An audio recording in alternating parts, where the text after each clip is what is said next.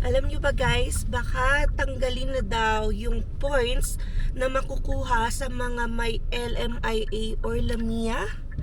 Yan, so kung gusto nyong malaman kung ano yung dahilan and ano yung pinaplano ng immigration about LMIA, please continue watching.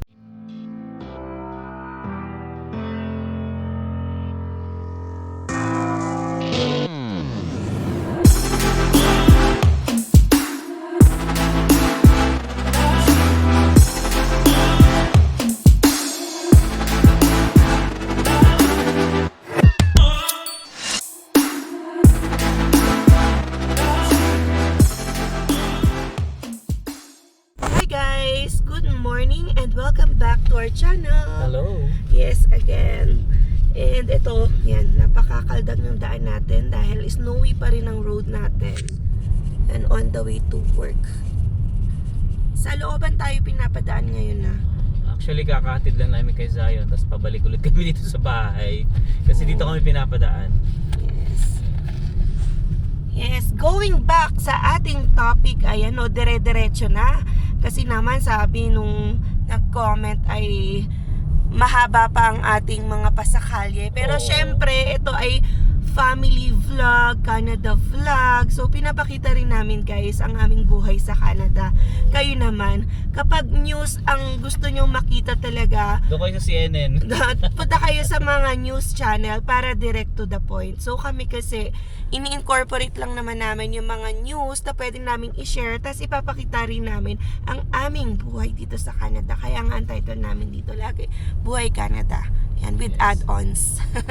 So anyway, balik nga tayo sa topic, no? So nasabi nga natin ito si Immigration Minister Mark Miller, seryosong kino-consider na tanggalin daw ang LMIA points for permanent residency. So sa mga hindi pa familiar sa LMIA, ano ba yung LMIA? So this is a kind of document na ini-issue ng ESDC. So ano ba yung ESDC? Ito yun, Employment and Social Development Canada. So document to na nagpapatunay na ang isang employer ay nagtry na maghanap ng mga empleyado o trabahador dito sa Canada, looking for employees na permanent residents or Canadian citizens, pero walang silang natatanggap or walang fit sa role na hinahanap niya. Kung kaya, kukuha siya ng temporary foreign worker. So dapat kasi pag ganun, may basbas ng government. And ang magpapatunay doon na may go signal na siya para kumuha ng temporary foreign worker ay ang LMIA. So dapat makakuha siya ng LMIA or Labor Market Impact Assessment.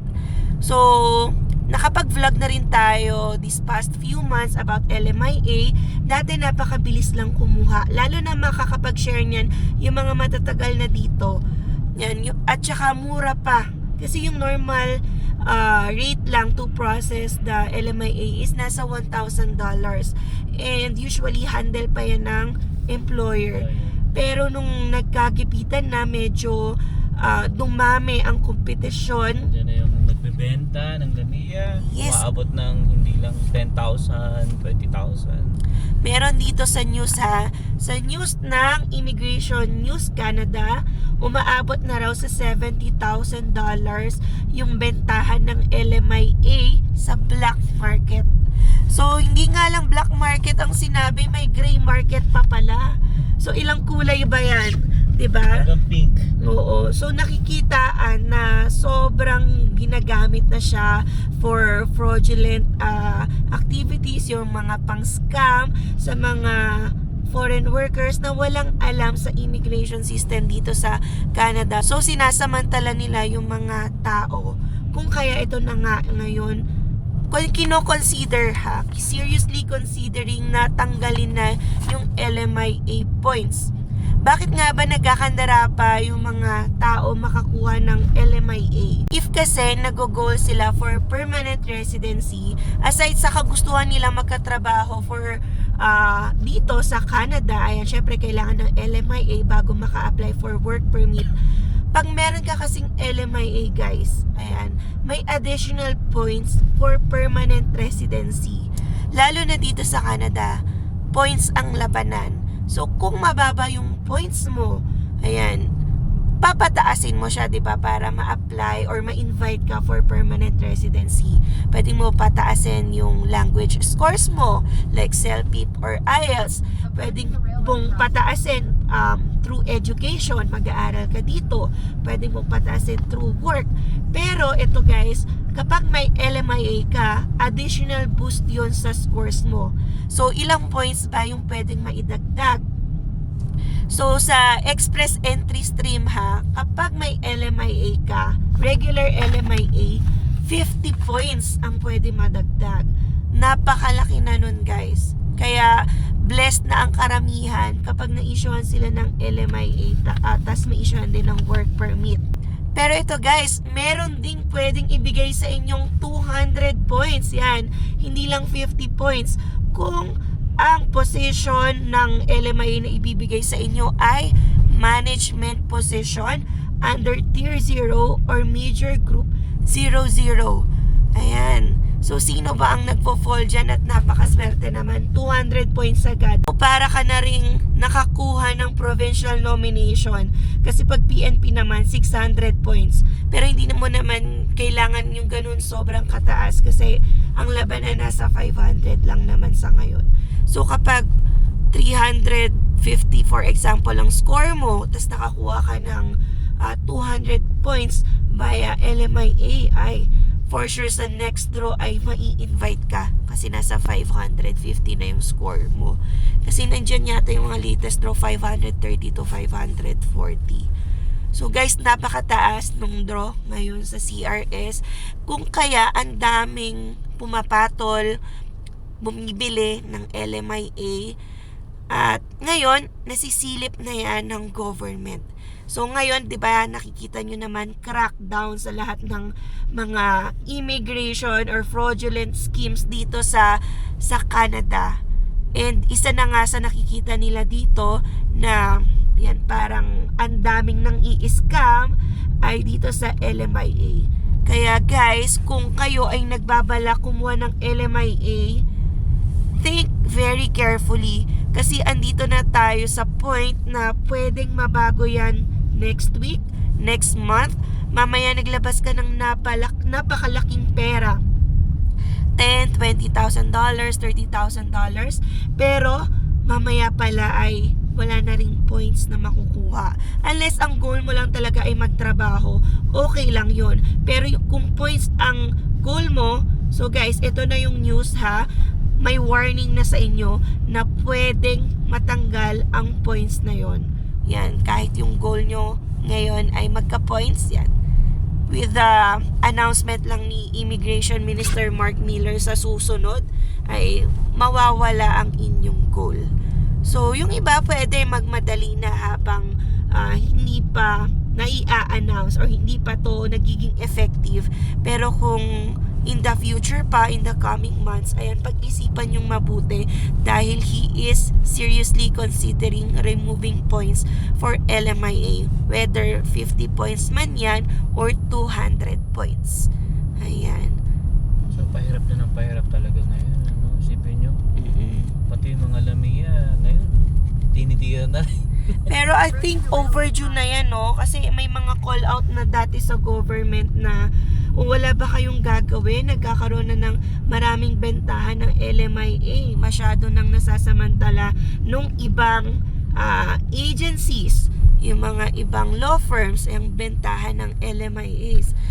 And yan, ngayon lang sila nag-a-act. Is it because malapit na yung election? Or ngayon lang talaga sila nagka-time? After all those months na nababalita na nga na may bentahan ng LMIA. Grabe, nakakagulat yung sa black market or even gray market kung tawagin nila. $70,000? Paano mo naman mababawi? Parang ilang taon mong babawiin yun. Tapos pinatos mo nga yun, tapos wala rin palang points if yun yung goal mo. So talong-talo ka. Ilang milyon yun? Mabuti ng pag-aral ka na lang. Oo, tama. Yung iba kasi syempre dun sa easy way. Gusto nila instant. Instant. Yan, pag may papel ka, syempre nga naman, points agad yun. Kayang-kaya yan ng mga mayayaman. Pero kung normal worker ka, ang mapapayo na lang namin, wag kang susugal sa ganun kamahal. Kasi may chance na hindi mo mabawi. Lalo na pwedeng, yan, matanggal yan later on, kung ano man yung privilege na meron ka. Dahil nga dito sa Canada, paiba-iba yung immigration policies. Yan, so kung ano yung kaya mo lang mawala sa inyong mga isinusugal para sa Canada, ayan, wag yung lahat-lahat ay ibibigay nyo or i-give up nyo kasi mamaya wala ka nang pwedeng balikan. Kaya nga tayo ay kahit tayo ay nag-aral dito sa Canada, syempre hindi yan guarantee or pathway na maging permanent resident tayo. So dapat meron din tayong home ties, ayan, naiiwang rason para bumalik sa ating bansang Pilipinas. Although nakakalungkot lang, no? Grabe. Parang circus na sa Philippines. Hindi na lang ako nanonood ng balita, pero syempre maraming nakakarating sa atin. Tapos kapag magfe-Facebook tayo, makikita natin kung ano-ano yung mga balita and mga memes na naglalabasan dahil nagkakaroon na ng bangayan ang ating gobyerno dyan. So hopefully, maayos. Ang gulo-gulo na sa Oo, Pilipinas. ang gulo-gulo talaga sa Pilipinas. Well, kahit saang bansa, pero grabe, sa atin kasi nag-aawayan ang presidente at vice-presidente na dati namang magkatambal. Ayan. Lovers. Yung lovers in Paris. Niloloko sila, di ba? Mm-mm. Ay, nako. Hay nako.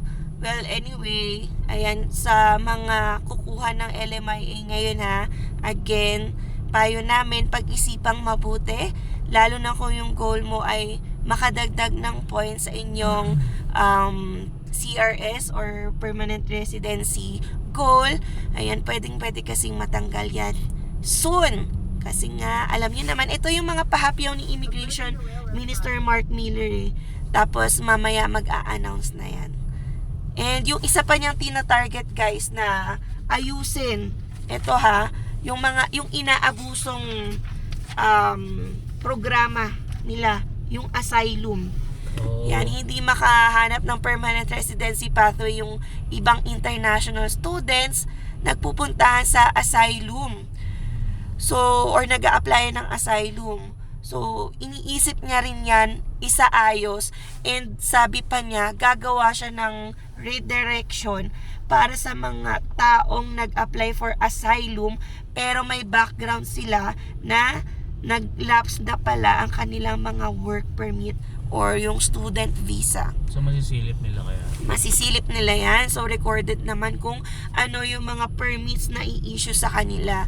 So, kung isa kang taong nag-apply ng asylum, dahil, ayan, nag-expire pala ang iyong work permit last month or the previous months, or pa-expire ang iyong work permit in the coming months, yan, silip na silip yan ng Immigration Minister Mark Miller, and pwede kayong mapunta sa ibang program or department, or pwedeng, yan, stricter rules ang i-apply sa inyo.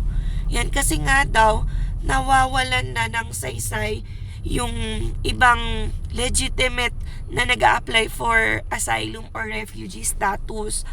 So, nagkakaroon ng maraming backlogs, hindi na natitingnan ng mabuti yung mga nag-a-apply dahil nga patong-patong na, sari-sari na yung mga nag-a-apply, kasama na yung mga na-expire ng work permit and student visa.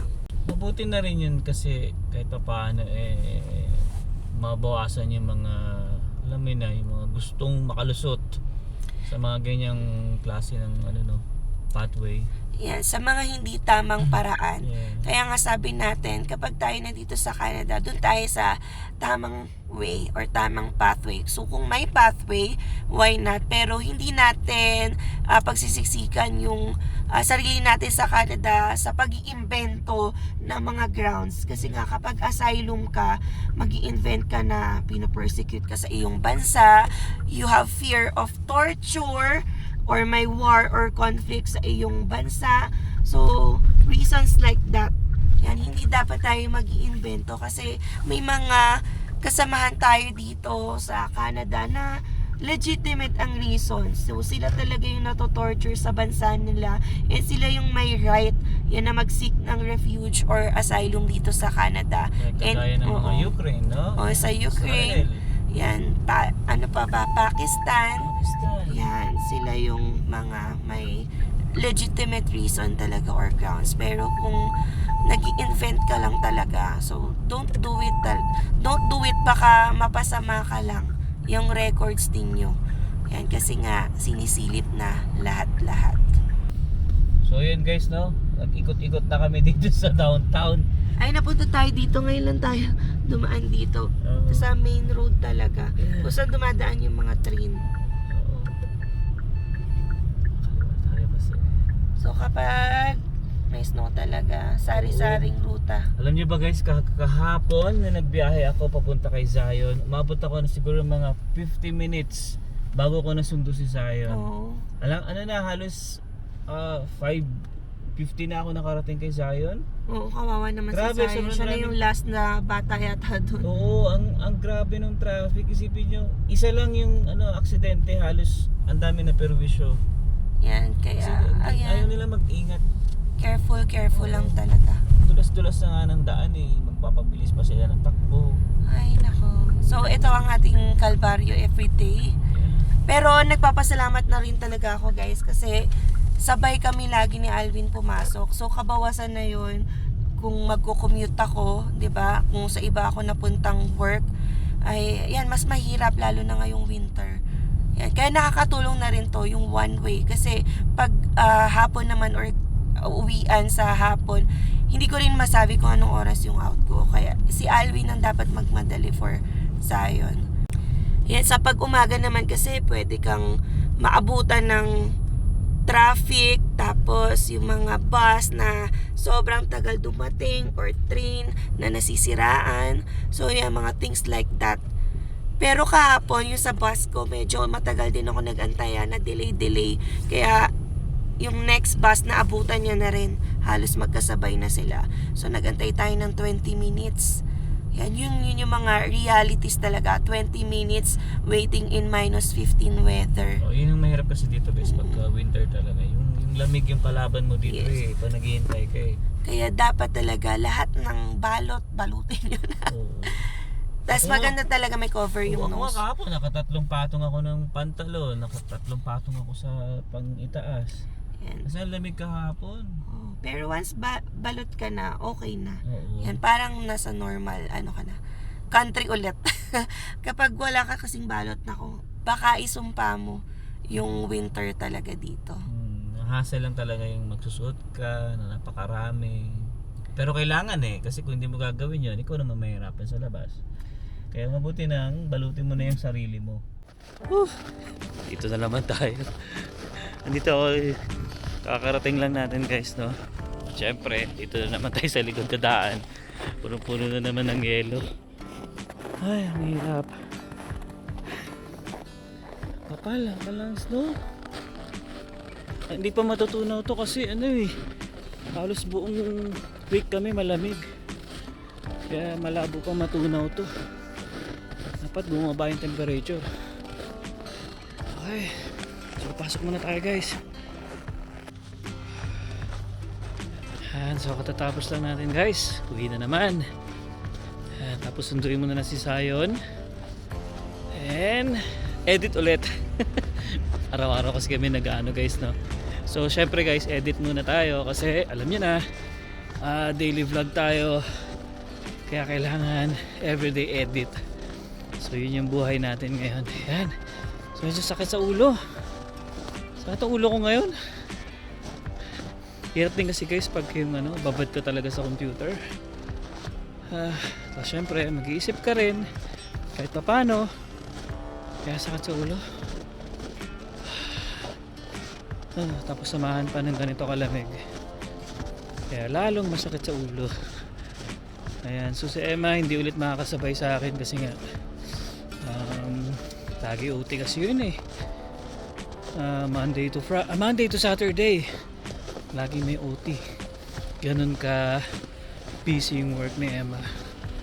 Kaya sabi ko tiisin lang konti. Makakaraos din. Yan, pasensya na guys, hinihingal ako.